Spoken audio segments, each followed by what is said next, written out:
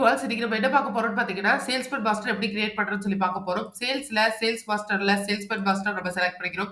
இதுல பார்த்தீங்கன்னா ஐடி டிஃபால்ட்டாவே வந்துரும். எம்ப்ளாயி கோட் நம்மளே குடுக்குற மாரி இருக்கும். என்னுடைய எம்ப்ளாயியோட கோட நான் இப்ப இங்க டைப் பண்ணிடுறேன். நெக்ஸ்ட் பார்த்தீங்கன்னா, என்னுடைய எம்ப்ளாயி நேம நான் இங்க டைப் பண்றேன். அவங்களுடைய நேம் விஜயா. நான் அவங்களோட நேம டைப் பண்ணிட்டேன். நெக்ஸ்ட் அவங்களுடைய அட்ரஸ் டீடைல்ஸ் எல்லாமே நான் தர்றேன்.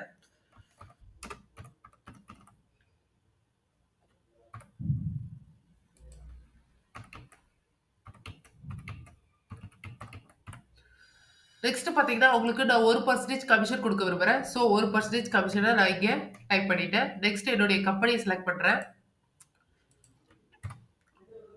Created date, last edited date 2மே ஒண்ணு தான். இன்னைக்கு தான் நான் கிரியேட் பண்ணியிருக்கேன். ஸோ அந்த டேட்ட நான் இங்க செலக்ட் பண்ணியிருக்கிறேன்.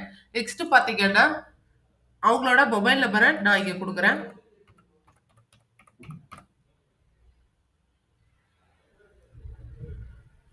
கரண்ட் ஸ்டேட்டஸ் ஆக்டிவ்ல வச்சு நான் இப்போ சேவ் பண்ண போறேன். எனக்கு எக்ஸ்ட்ரா டீடைல்ஸ் எதுவும் தேவைப்பட்டுச்சுன்னா, நான் இங்க செட்டிங்ஸ் ஆப்ஷன யூஸ் பண்ணி கூட ஆப்ஷன்ஸ நான் எனேபிள் பண்ணிக்கலாம்.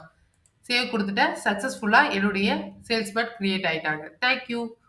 பை வினோதினி.